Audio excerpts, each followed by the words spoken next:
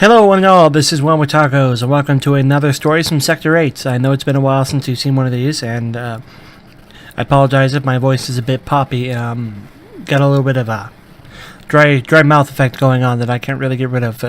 It's also very late at night, and I'm very tired, and it's been a long day, but it's important that I record this now, because there won't be another opportunity to record this ever again, really. This is, I know this seems like maybe a bit of a out of the blue thing. I know it's been a while since I've done a Stories from Sector 8 video, many months actually, but the reason for that is I've basically stopped playing 40K. Not necessarily by choice, but in my area, it's really just limited to me and one other person lately. And fighting the same person over and over again isn't fun, especially because he's not the kind of player I usually enjoy playing against. But that's rambling about an individual, which is not what I mean to do here. So I had the opportunity to play another game, and I actually played this last week, but I'm only getting to do this video now because I forget these things, and I'm lazy as well, and just recording these is always a bit of a nightmare because I'm always uncomfortable staring at a blank screen just talking into my microphone like I am doing right now. But anyways, I had an opportunity to play a game, and the reason why I have to do this now is because this is the last Stories from Sector 8 video that will take place in 7th edition Warhammer 40K. This is my last 7th edition game that I've played, and I know this for certain because I won't be playing again until 8th edition starts, and 8th edition starts very soon. It's in my area, it's been nicknamed the Age of Gilliman, is what we call it. Instead of the Fantasy got their Age of Sigmar, we got the Age of Gilliman. So that's what we've been calling it, and it actually doesn't seem to be completely the case. Gilliman isn't as overpowered in 8th edition as he is in 7th on paper, but we'll have to see how he actually plays out. Anyways, for this 7th edition game, I'll try to make the 7th edition game video short because this is the reason why I don't do these usually. Most of my games are anticlimactic these days. This is one of them. To talk about this game would really only take maybe 5 to 10 minutes, but to talk about 8th edition I think is going to take a while longer. It was a team game, and that's what actually made me play in the first place. I'm more interested in team games. We have occasional people who show up who play 40K. They showed up, so we were able to get a team game going, and that's what we did. We wanted to keep it short, so we did 500 points a player for a total of 1,000 points a side. There were 4 of us total, so 4 players, 500 points per player. We did Jinx to the Colts combined with Blood Angels against Death Watch / Ordo Assassinatorium, the Assassins, and Dark Angels. And we didn't pick the teams, we rolled off to see who got played with who, but those are the 4 factions, and that's how it got split out. Me and the Blood Angels player got our faces shoved in, basically. It wasn't like a complete loss. We basically annihilated the Death Watch / Assassins player, but the Dark Eldar player ended the match basically unscathed. His army was nothing but boats and venoms, so he was in vehicles the whole time. He never had to even pile out. He was in vehicles the whole time. He was almost essentially untouched. We did a little bit to him, but not enough to matter. But the Dark Angels player and me as the Gene Stealer player got tabled. So it was that kind of loss, and we got him knocked down to half strength. Was really all it was. Couple of notes, I guess. The assassin couldn't hit anything. It actually either failed to hit or wound, either or, a combination of both, throughout the 2nd, 3rd, 4th, 5th, and 6th turn. It managed to hit the 1st turn and the 7th turn. That was it. Every other shot, it would either have failed to hit or failed to wound. We went all the way to turn 7. We didn't actually even kill that assassin. It was his last model. the Dark Eldar player decided to kill it in a bit of a friendly dispute, saying like this model, like he sucks so much he deserves to be shot by his own dudes, and they played it out like that, and it was cute. But the battle had already been settled by that point, so they killed the assassin because he really was just a lousy shot. The the Blood Angels army consisted of one unit with independent characters and their oh shoot, it's not Death Watch, it's like Death Legion or something. Like the Blood Angels badass jump dudes. That was all he brought. He brought one unit of badass jump dudes with some independent characters shoved in there, and they killed 2 of the assassins before they were just wiped off the table by gunfire. I brought 2 units of neophytes, 2 sentinels, and Primus, and that was my entire 500 points. And I basically got gunned off the table by Dark Eldar because Dark Eldar boats are 10-10-10, and because auto guns are only strength 3, I couldn't hurt his boats with my auto guns. I can't hurt. Well, I could have hurt them on the charge if I could have gotten that close, but of course he was never going to let me get that close. And I had a couple of specialist weapons that could hurt them. They were either missing or not doing damage, and the Vindicare assassin was using his sniper shots that he did hit to take down. Like turn 1, the first thing he does is he drops one of my mining lasers. So like right off the bat, my strength 9 AP1 boat popper is gone. So like I had that disadvantage the whole time. My sentinels had autocannons, which they were trying to use to take out the boats, but it was relatively unsuccessful. I got to a point where I was just putting my shots into assassins, trying to make them go away, because they're more reliable to kill than the freaking boats. The last one of I don't actually know the names of the assassins, other than the Vindicare is the one the Vindicare is the one that's the sniper. I know that. And then there's the one who really, really likes melee, and the Ender-Psyker one, and the one who's like a girl.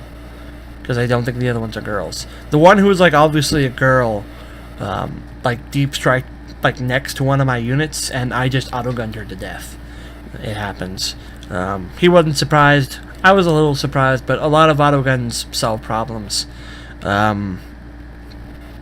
Well, when they can wound, they solve problems, rather. Can't hurt the boats. The really good at close combat assassin and the anti-psyker assassin both died to the big Blood Angel units. They did a lot before they went down. They killed a lot.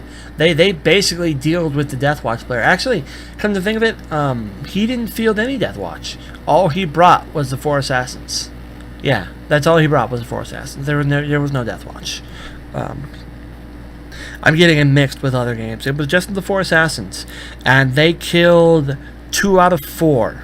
I killed 1, and then their own team killed the last one. So like we didn't even technically table him. The enemy tabled him for us.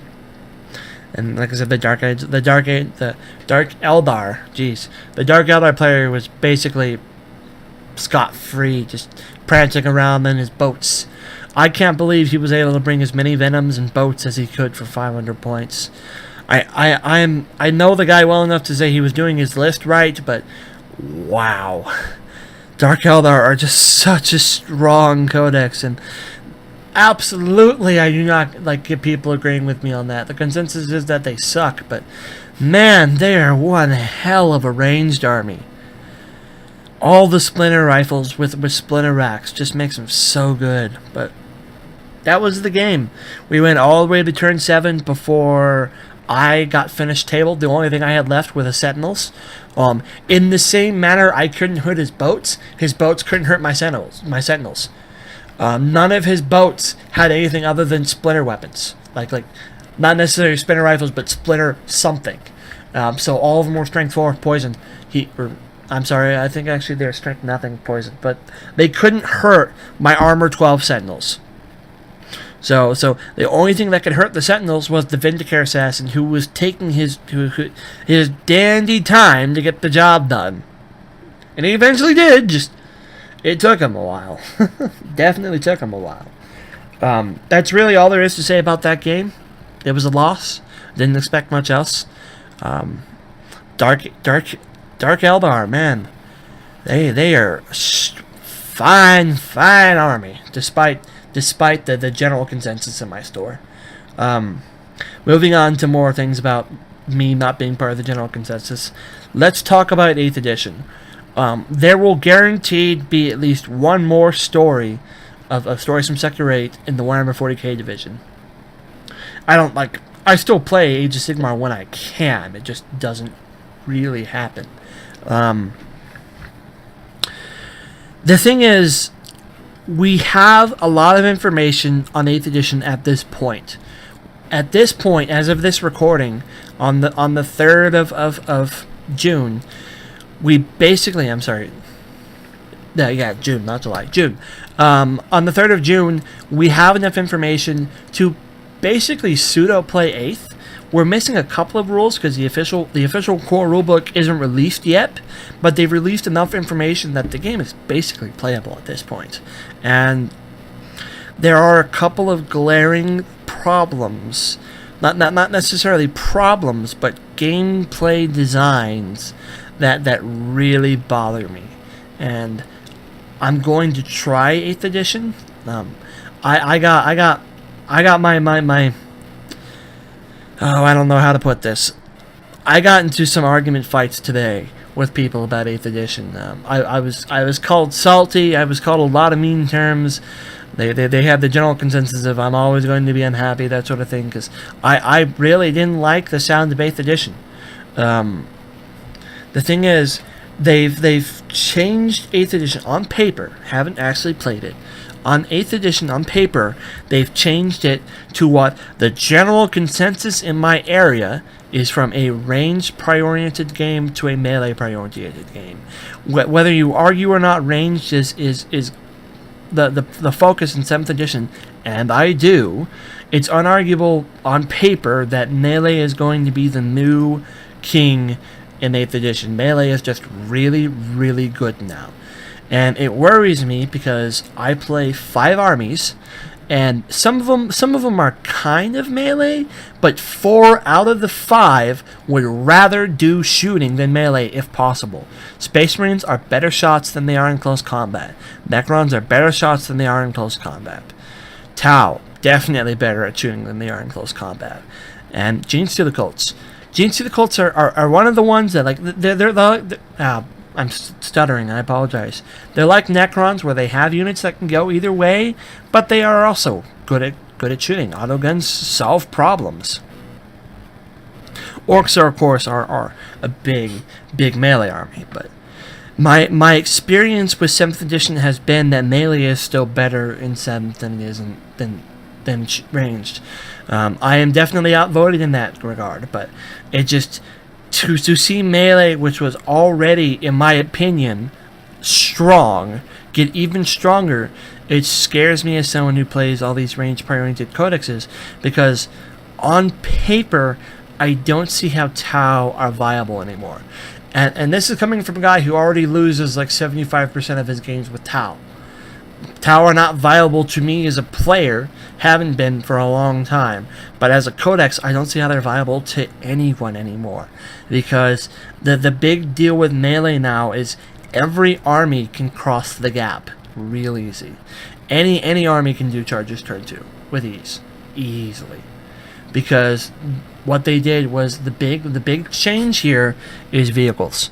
Vehicles like transports got a lot more durable. Again, this is all on paper. We haven't played any of this out yet, but we have to go by what the paper says, because we can do hypothetical battles in our head and come up with these same results. Vehicles are a lot tougher now, which means transports are harder to put down, which means transports are going to be better at delivering their cargo across the board. In addition, here's the big kicker. My understanding, the way that the people who have been looking at the rules have explained it to me, any unit can charge the turn they leave a transport now. Before, that was not the case. Your vehicle had to be an assault-specific vehicle. Now, you can charge out of a Rhino. Now, they tell me you can't move the Rhino forward and then charge, but all that means is you're getting charges turn 2. And if you can move the Rhino forward, then charge, you get charges turn 1, easily.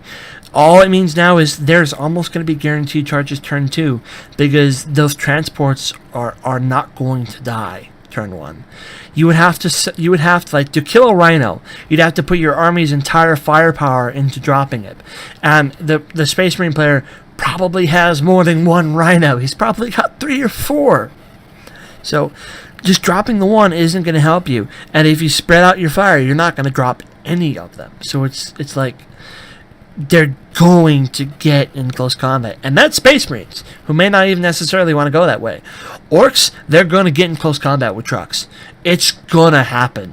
It's going to happen a lot. Eldar, they're going to get in combat with their units they want to get there. Howling Banshees, they're going to jump right out of that boat and start punching your face in.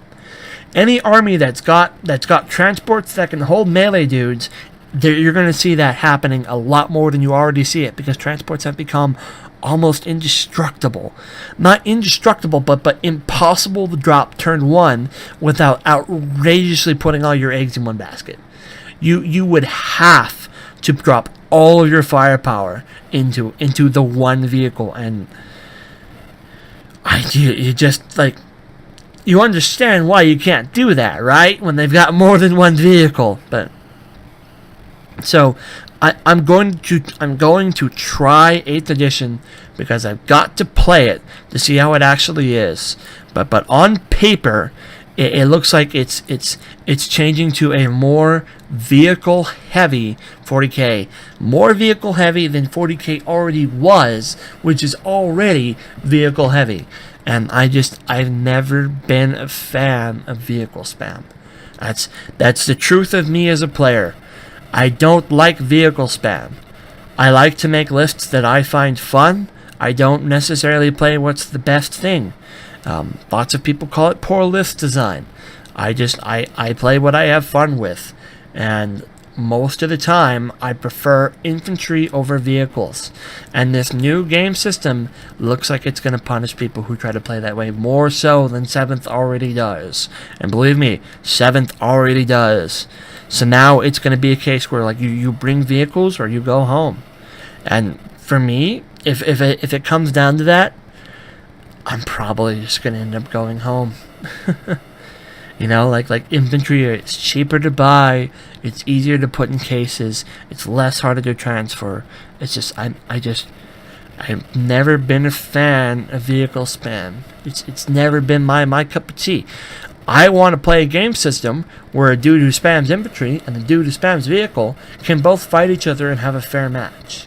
Because the dude who spams infantry has enough anti-vehicle weapons among him to drop your vehicles, and the dude who spams vehicle has enough anti-infantry weapons on him to kill your infantry. That's balance. That's how 40K, maybe not how 40K was designed to play, but that's how I like to. That's a game system I like playing, and 40K sort of fits that role. But that role, even if you're like me and you argue that it even fits that role slightly, 8th edition's making it not fit at all. It looks like it's going to be vehicles or go home. And it just, that really bothers me. So I'm going to give it a try. I'm going to play it. I'm going to see if I like it. But the next video you see of this, this series, is going to be 8th edition. No doubt. So let's hope it doesn't suck. Let's really hope it doesn't suck, because if I have to quit playing 40K, wow, my voice is just completely cracking now. Okay. I should probably go. Alright, so when we come back, it'll be 8th edition. And let's hope it works. And let's hope vehicles don't get spammed. We'll see. We'll see, people. We'll see. And Primaris Marines are not fun. That's not. I don't appreciate that slap in the face Games Workshop. I don't appreciate it. So I really need to leave now, as my voice completely turns into someone else. I'm like a werewolf at 12 o'clock midnight. I just turn into a different person. It's not like a wolf, just a different person. Jeez, what is happening to my voice? I'm getting sick or something. Anyways, thanks for listening. If you can still even understand a word I'm saying. Bye bye.